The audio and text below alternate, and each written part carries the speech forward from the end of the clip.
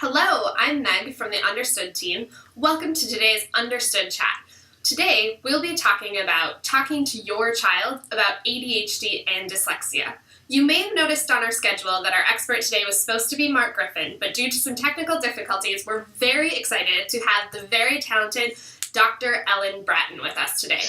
Dr. Braaten is the Director of Learning and Emotional Assessment Program at Massachusetts General Hospital, as well as the Associate Director at the Clay Center for Young Healthy Minds at Harvard. Dr. Braaten, thank you so much for being here today, and would you mind telling us a little bit more about yourself?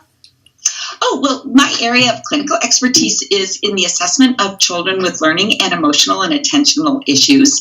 So I'm very excited to be talking about this because it's an area of both my clinical work and also my research work as well. I also have a special interest in kids with processing speed weaknesses too, which affect a lot of kids with ADHD and dyslexia, which is what we're going to be talking about today.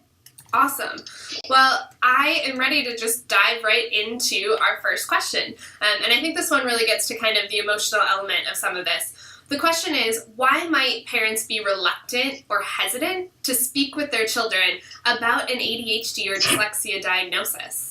This is a great question. Before I get to the question, I want to make sure that everybody has the same understanding. Before we even start to delve into talking about dyslexia and ADHD and how to talk to your child, one thing we want to keep in mind is that you have a good evaluation, a good understanding of what your child's issues are.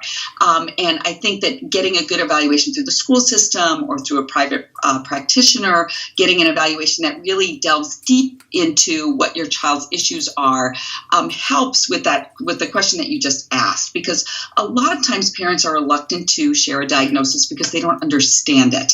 They don't understand what the consequences of it are. They don't understand what it means for their child. So again, getting a good diagnosis, talking to the person or people who did the evaluation to get a good understanding about how they came to the conclusion of ADHD or dyslexia or both and what that means. That's your first step. But second of all, I think parents are reluctant, not just because sometimes they don't understand it or they're afraid of the consequences, but also because every parent is worried about labeling their child. I mean, it just sounds so reductionistic. It sounds like we're describing our whole child just by one little label. And really, the thing to keep in mind is that labels are only useful when they direct our treatment, when they help us figure out what to do. Otherwise, they're just names. So I think when parents kind of come to terms with, okay, so what does it mean? What does it mean for the future? How can we help?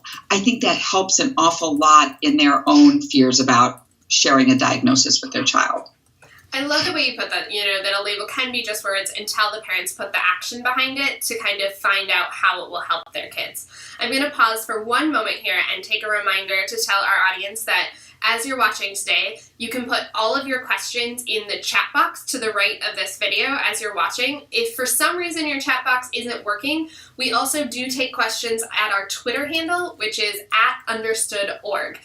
So either way, throw your questions in for Dr. Braaten and we'll be sure to get them answered for you. So back to some of the questions we have had for those who've submitted them. Our next question is talking about a little bit along those kind of lines of past the label. How important is it for parents to demystify their child's ADHD or dyslexia diagnosis? I think it's very important for them to demystify it. Sometimes having a label for when a parent shares a label with their child, sometimes it can be it gives the child incredible relief. And actually, sometimes I find that with parents too. But the relief comes from the fact that they know that it's a common issue for a lot of kids to have, and that it doesn't mean that there's something wrong with their child. It means that we've identified some areas that need attention, and really that's sort of demystifying it in and of itself, is sort of saying, this is the area, for example, for dyslexia. We know that you need special ways of learning to read, and it's that simple. In terms of an attention disorder, demystifying it, knowing that it doesn't describe all of a person, it just describes some of the issues that need some attention. And that once we figure that out, it's like, oh, wow, now we know how to fix this. And it should lead to kind of feeling better about things, not worse about things. I love that you mentioned that kind of sense of relief, because I think a lot of parents, when they're struggling, don't know why they're struggling. So the diagnosis provides the why, and Yes. then they can move into what's next. So as they're talking to their kids about this, what would your advice be? Should this information be communicated in one big, intense, let's discuss your ADHD, or let's talk about your dyslexia session? Or are there other ways that parents can kind of have this conversation with their children? This is one of those times when letting your child lead is important. And sometimes this might not be the perfect analogy, but sort of like, how we discuss sex with our kids. We try and make it developmentally appropriate. We tell them what they need at certain times so that they come to a better understanding. But it's not like we don't need at age 7 to give them the entire, we don't need to share every single thing with them at the time. So I think taking into account your child's developmental level is really important. And then opening it up for questions for them. So I think at certain ages and with certain kids, labels can be very helpful. If a child knows that his dad has dyslexia too, and his dad's a successful real estate agent, for example, it can be very powerful for a child to know, hey, you're just like dad. Dad had trouble learning to read too, but now he reads very well. And we know exactly the kind of reading tutoring that you need to help you become a better reader. And then sort of let them take it from there. Make sure that you're there to answer questions. I think for most kids, having that big talk about something can be a little overwhelming and anxiety producing for most kids. That being said, every once in a while, there's a child who just wants to know everything they can possibly know about dyslexia. And so you need to be armed with answers to their questions. And when you don't know answers to their questions, you need to be able to say, oh, I'm going to check on that. That's something that I need to know too. So we'll find out about that ourselves. I love the developmental example. I think that is really helpful. And that actually kind of leads into our next question, because it is going to be a different experience for children at different ages talking about these. So could you maybe give an example for the parents watching of language you might use with a 6-year-old versus if you're talking to a 16-year-old with the same either ADHD or dyslexia diagnosis? So let's start with dyslexia, first of all. And 6 or 7 would be probably the age that a child would first be diagnosed with dyslexia. And at that time, I think, well, first of all, regardless of the age, empathy is key. So being able to know that what it feels like to be in your child's shoes and hear this is very important to keep in mind. And so empathizing with the fact that they're struggling. Most kids know that they are struggling with something, and their fear about it is much worse than any label that comes along with that. So, for example, a child who's in 1st or 2nd grade who's worried that they're not reading and everybody else is reading so much better than they are, to be able to say, I had a good evaluation. Again, this is where the evaluation is key, to let them know that, we went and talked to Dr. So-and-so, or remember when the school psychologist had you do some of these things with her. I have really good news for you. And I would really spin this as a very positive thing, because it is a positive thing. Knowing what someone is struggling with is a wonderful thing. So to be able to say, I have really good news. Remember, you took all those tests last week or last month. We figured out why reading seems so hard for you. And we know exactly what we need to do to help you be a better reader. It can be something as simple as that. Now, again, pick up on your child's questions about that. Do you have questions about that? Does that make sense? And for most kids at age 6 or 7, a dyslexia diagnosis, that word might just be too much for them to hear. But I think that's where you sort of have to know your child, your family's history. In some families, it's very, half the family has dyslexia, and it's like, you're just like everybody else, and we're all happy and successful. And but so somewhere between that 6 or 7-year-old and the 16-year-old, bringing up the label of dyslexia, I think, can be very comforting. And to be able to even say at some point, remember, you worked with Mrs. So-and-so to help you read better. A lot of kids who need that kind of reading help have something called dyslexia. And it just means that you need to have a different way of learning to read. Now, with a 16-year-old, it kind of depends on whether or not this is a first diagnosis or not. For most 16-year-olds, we hope that it isn't. I mean, because most 16-year-olds, if they have dyslexia and they have not been diagnosed, they have had a lifetime of anxiety and struggle. But I think, again, empathizing with that, we realize that you have struggled all this time, and I wish we had known this way back when, but now we do, and now we know how to fix it. And again, keeping very positive regardless. And with a 16-year-old, they need to know the word dyslexia. They can look it up. There's nothing to fear from it. And I would say similarly with ADHD. I mean, ADHD is one of those terms that everybody uses all the time. I mean, it's just one of those terms that most 8-year-olds know. So again, use your judgment as to whether or not your child, that would make them more confused or it would make them less confused. But I think bringing it down to very simple terms like, it does seem like, you're telling me that you're having trouble paying attention in class. That does seem to be the case. And here are some things that we're going to do to make sure that school is as easy as we can make it for you. And then also with 16-year-olds and teenagers, being part of the treatment, being part of the team that makes decisions as to what they need and what they want is very, very important. So using those labels as a child moves into adolescence is actually necessary. I think that's really helpful, especially kind of one of the first things you said was making it good news for the younger children. I love that idea, and I think that's something that parents can take home and do themselves really easily. We had a question that came in from Rachel 2029 that I think a lot of parents can relate to, and she's asking, what are some ways to help siblings of the child with the diagnosis understand it, and how do you talk to them about how fair might not always be the same because the children are cognitively different? Oh, that's such a good question. And I wish I had a perfect answer for that, because I think this is really a process that a family has to deal with. And I think that, again, sort of empathizing with them, what it must feel like to have, if Susie is the one with dyslexia and Billy is the one who everything comes easily for him, that doesn't necessarily mean that it is easy for him. So I think, again, approaching this more as I want to hear from you as opposed to here's what I want to impart to you. But I think empathizing with the fact that, gee, it must be frustrating when your brother is always, being hyperactive. That might be, that might not be the perfect way to say that, but to sort of say, when your brother is always taking your things or always, taking more of my attention than you would like, that must be tough for you.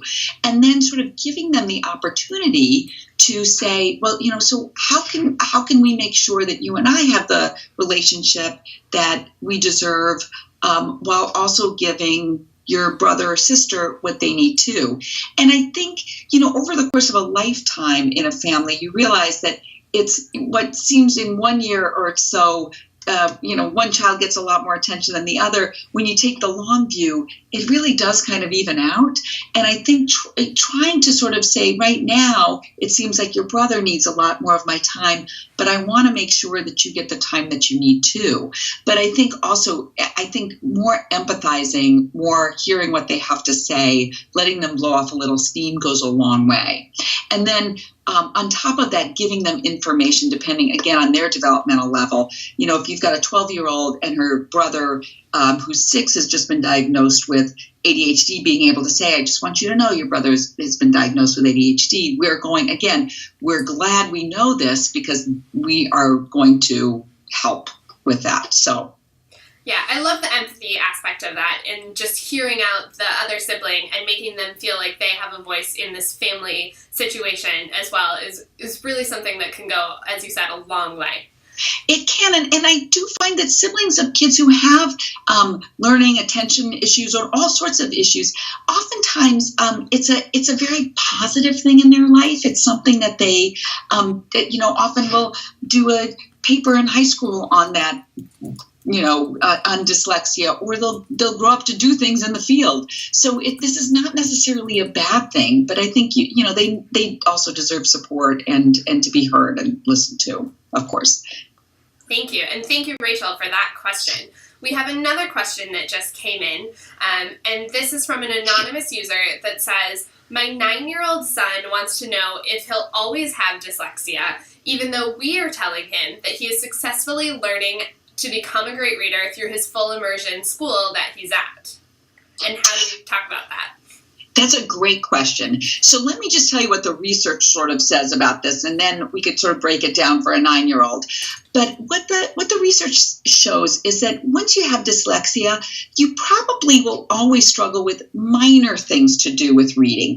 And so the sorts of things that tend to continue in adulthood are oftentimes they're poor spellers, relatively not terrible spellers necessarily, but adults will say, oh, I'm a bad speller, or I'm kind of a slow reader.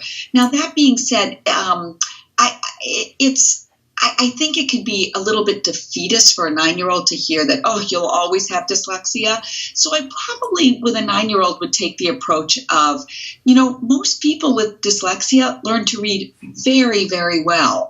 And so our thought is that, you're working very hard and you're going to learn to read just as well as anyone else. So I probably would stick with that right now as opposed to getting down in the weeds with, you'll always be a poor speller, but the fact of the matter is that most people with dyslexia will still report some issues with regard to reading, although they are in real life settings able to do any kind of career, including one that includes a lot of reading and writing. Many, many writers have dyslexia. Many editors, lawyers who have to do lots of reading have dyslexia. So I think to convey to the child that whatever happens, it's not a limiting factor in his life.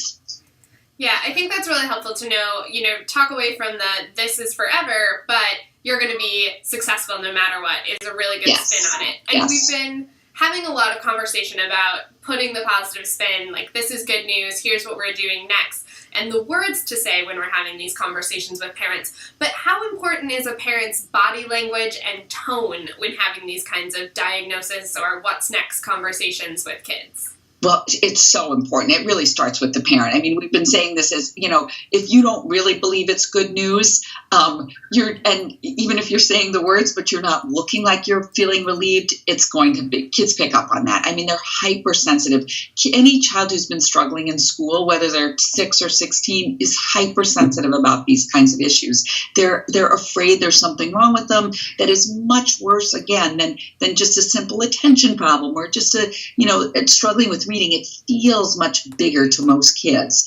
So I think that parents need to get informed themselves. Again, this is why a good evaluation and working with a good evaluator that can help answer your questions so you feel a sense of relief before you can convey that to your child. So body language, a sense of looking like confident that we know what this is, we know how to fix it, and if we don't know how to fix it, we're going to go to the right people who can help us with that. So in one place is going here, like coming to a place like Understood and getting more information about how to, manage school and home and yeah. I think I love the part about the parents really have to come to a point where they believe it first is so important. And I think if a parent can arm themselves with all the information before having this conversation with the children, we talked about that earlier in the chat, it's going to come off as so much more authentic when they're talking to their kids. It's so true. I mean, I find that ambivalence comes from a lack of information, to be honest, and fear comes from a lack of information. When we know what it is that we're dealing with, then that anxiety and fear goes away for the most part. I mean, every parent is going to be anxious about their child. That just comes with parenting. But to not be anxious about not being able to read, to be able to put that fear in a box and say, I know how to store that and how to keep it, I think is really important for parents. And I also think that sometimes parents have struggled with their own issues.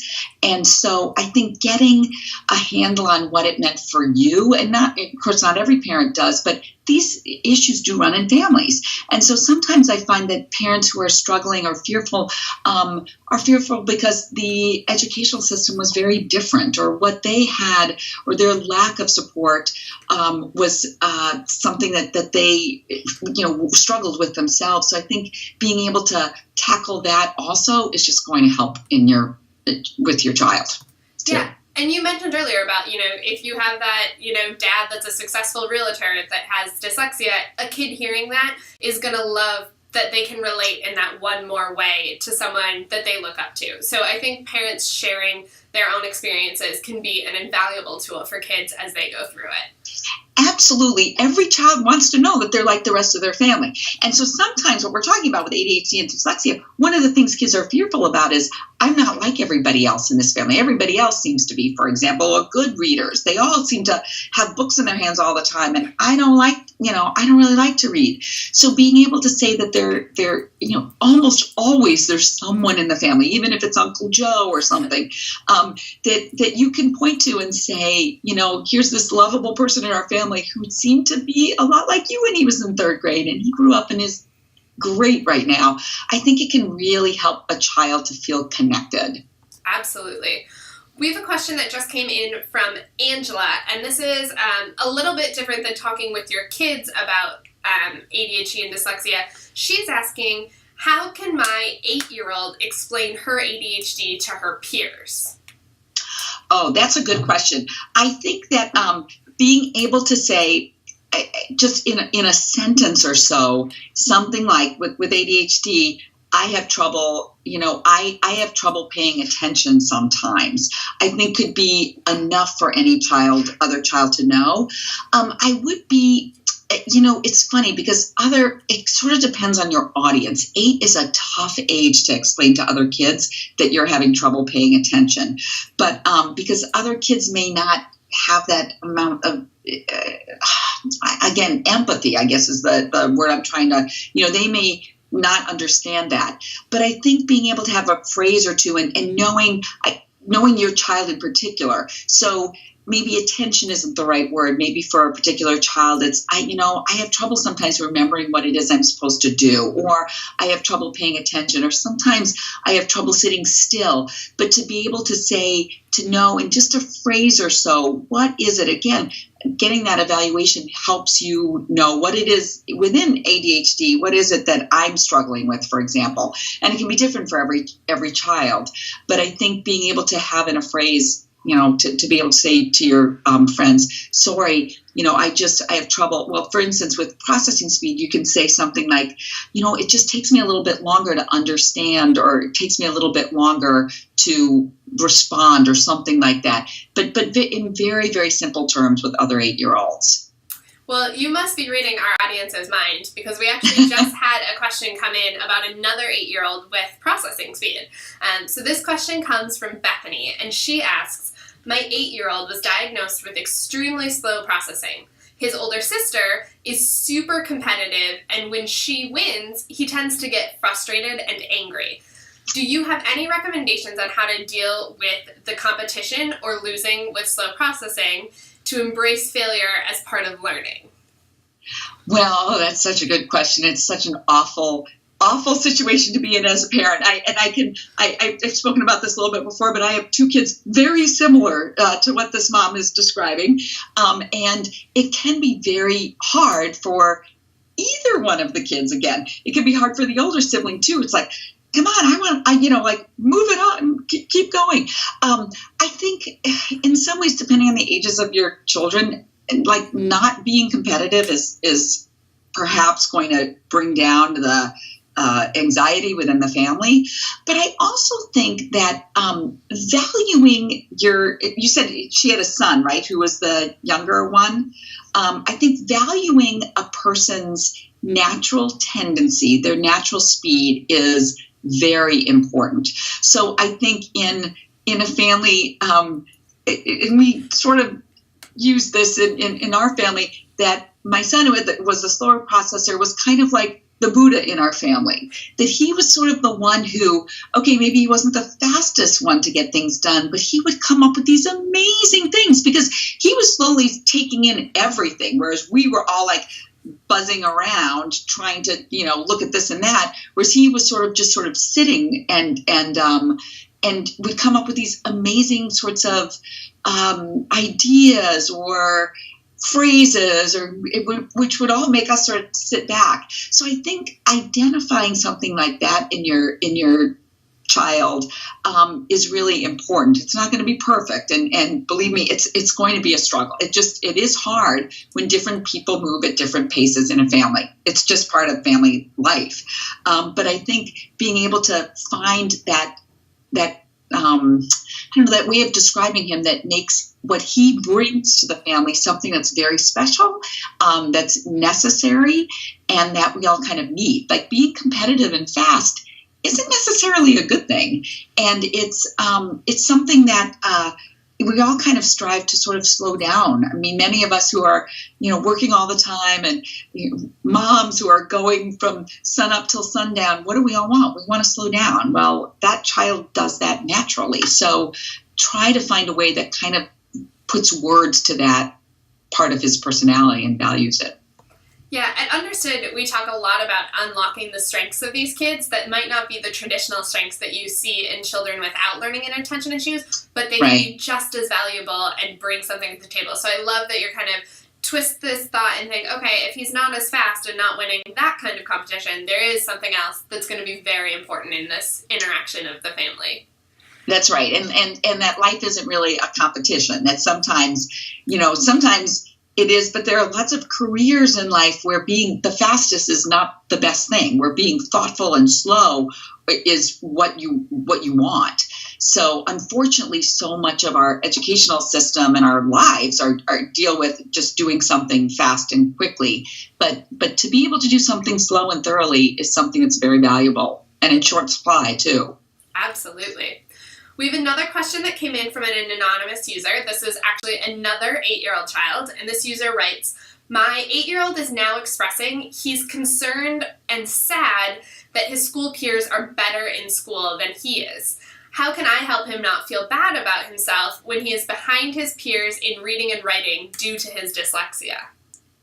So I think being able to talk about what dyslexia means and that it's separating that from being smart, separating that from being competent, that reading and writing is a skill, and that, again, I think making sure that that he's getting good services, that he is being appropriately served, I think is really important, because you want to be able to say, even if he's feeling like he's not like his peers, that we are on the right track to make sure that soon or at some point you're going to be reading as well as everybody else.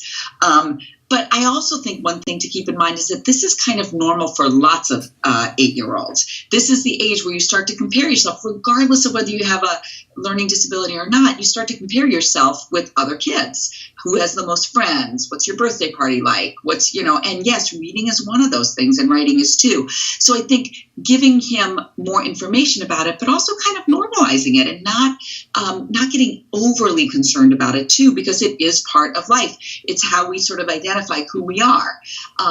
But we also want to then, again, back to the positive message, make sure that that is accompanied by, reading and writing might feel, and that's partly when you're 8 years old, so much of school, so much of life is being a competent reader and writer, but then kind of putting other things out there about, well, you're good at this and good at that, and not necessarily you're better at this than this person or better than that, but identifying it within himself, what do you feel good about? What is, that sort of thing I think is very important.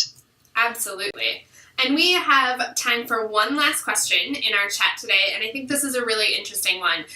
The media is continually reminding us that notable entertainers, sports figures, entrepreneurs, and politicians have struggled and, I'm going to put this in air quotes, overcome their learning disabilities.